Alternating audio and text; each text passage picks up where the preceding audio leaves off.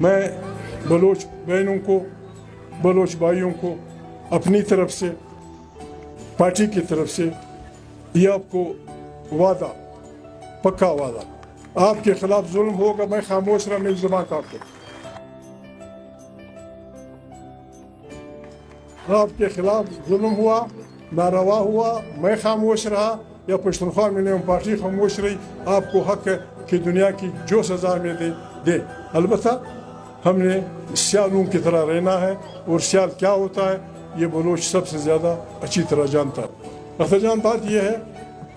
بس کلمہ لا اشارہ کافی، ہم نے اپنی ماضی کی غلطیوں کو سنبھالنا ہوگا۔ ہم حیدرآباد جیل سے اکٹھے نہیں نکلے، ہم نے یہ صوبہ بھائی بندیوں کی طرح سیالی پہ نہیں چلایا، بس ماضی کو بھولنا ہے، آگے بڑھنا ہے۔ میں مشکور ہوں اختر جان مینگل کا، بلکہ انہوں نے بس حکم دیا تھا کہ آپ نے آنا ہے، میں ان کو وعدہ دے چکا ہوں۔ ایک وعدہ میں نے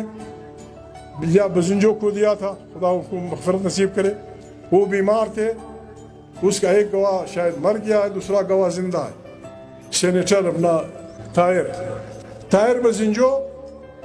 اور ان کا بڑا بیٹا آغا خان اسپتال میں جب وہ بیمار تھے، پڑے تھے، میں پوچھنے گیا، میں نے گلدستہ ساتھ اٹھایا تھا، وہ میرے باپ کی عمر کے تھے، مجھے کہا ذرا نزدیک آؤ، طاہر اس کا گواہ ہے،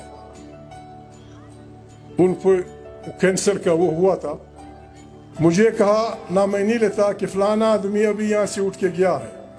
کہتا ہے محمود عبدالصمد اشکزئی ہمارا استاد تھا، یہ اس کے الفاظ ہیں، طاہر زندہ، ہم نے جو کچھ سیکھا ہے عبدالصمد سے سیکھا ہے، تیرے والد سے، میں آپ سے ریکویسٹ کرتا ہوں، سفید اینک پہنی ہوئی تھی، اس کی آنسو شیشے میں پھنس کے انہوں نے گرائے، مجھے کہا میں آپ سے یہ کہتا ہوں بلوچستان پہ ہولات رکھو۔ میں حیران تھا بھی میرا کیا ہاتھ، میرا کیا ذمہ داری اس پہ ہولات رکھنا، اور آپ سے میری ریکویسٹ ہے، بلوچ بھائیوں سے میری ریکویسٹ ہے کہ 90-40 ریزولوشن ایک ایسا ڈاکومنٹ ہے جسے ہم اگر اکٹھے مضبوطی سے پکڑے ہم اپنے مسائل کا حل وہ کر سکتے ہیں۔ عطا اللہ خان مینگل خدا ان کو جنت نصیب کرے، جب وہ لندن سے آئے، اجمل خٹک کا ٹیلی فون آیا کہ اسلام آباد میں ایک میٹنگ ہے، تم نے آنا ہے۔ عطا اللہ خان مینگل لندن سے آئے ہیں، بے نظیر ہے، اعتزاز حسن ہے، ولی خان ہے، بیگم نسیم ولی ہے، اجمل خٹک ہے، فلانا ہے، میں نے کہا آ جاؤں گا۔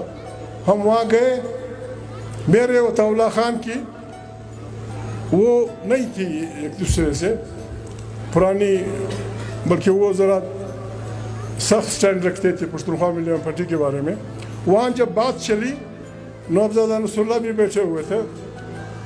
کہ کیا کرنا چاہیے کیا نہیں کرنا چاہیے، میں ادھر بیٹھا ہوا تھا، سردار ادھر بیٹھے ہوئے تھے، ولی خان، بیگم، اس طرح۔ جب بات چلی، ہماری تو اپنی ایک مرلی تھی، وہ میں نے بجائی پہلے، جب عطا اللہ خان مینگل کی باری آئی تو انہوں نے تقریباً وہی باجا بجایا جو میں نے بجایا تھا۔ نوابزادہ نصر اللہ نے لاٹھی یوں رکھی، سردار کہتا ہے ٹھیک ہے، جو گالی محمود نہیں دے سکا وہ گالی آپ دے دیں، یعنی اگر ہم حق کی بات کریں گے آپ اسے گالی سمجھیں گے تو گڑبڑ ہوگی۔ عطا اللہ خان نے کہا کہ میں گالی تو نہیں دے رہا، ہمارے وسائل کسی نے قبضہ کیے ہیں، اس کا نام تو لینا پڑے گا۔ صبح پھر ڈاکٹر عنایت اللہ زندہ ہے، اجمل صاحب وفات پا گئے ہیں۔ اختر جان آپ کی کمرے میں تھے، آپ کے والد صاحب۔ اجمل خاکدہ کا ٹیلی فون صبح سویرے آیا کہ محمود میں نے ایک بات کرنی ہے آپ سے، پہلے وعدہ کرو اسے مانو گے۔ میں نے کہا اجمل بھائی آپ بڑے بزرگ آدمی ہیں، خدا نہ خواستہ اگر میں وعدہ کر لوں اور بات ایسی ہو کہ مجھ سے نہ ہو سکے مشکل ہوگا۔ نہیں ایسی کوئی بڑی بات نہیں، بڑی میں نے کہا نہیں بتا دو، میں آپ کا دوست ہوں، خدا سمجھیں، ساتھی سمجھیں۔ بڑی مشکل سے 10 منٹ کے بعد اختر جان انہوں نے کہا کہ جی عطا اللہ خان مہمان ہیں، اس کے سلام کے لیے جانا۔ میں نے کہا بھائی کون سا اتنا بڑا کام، بسم اللہ میں آیا تو ڈاکٹر عنایت اللہ میں اور اجمل خٹک آئے آپ کے فلیٹ پہ، وہیں سندھی بھی بیٹھے ہوئے تھے، وہیں جب بس چلی وہیں پونم بن گئی، وہی بیٹھ کے پونم بنی،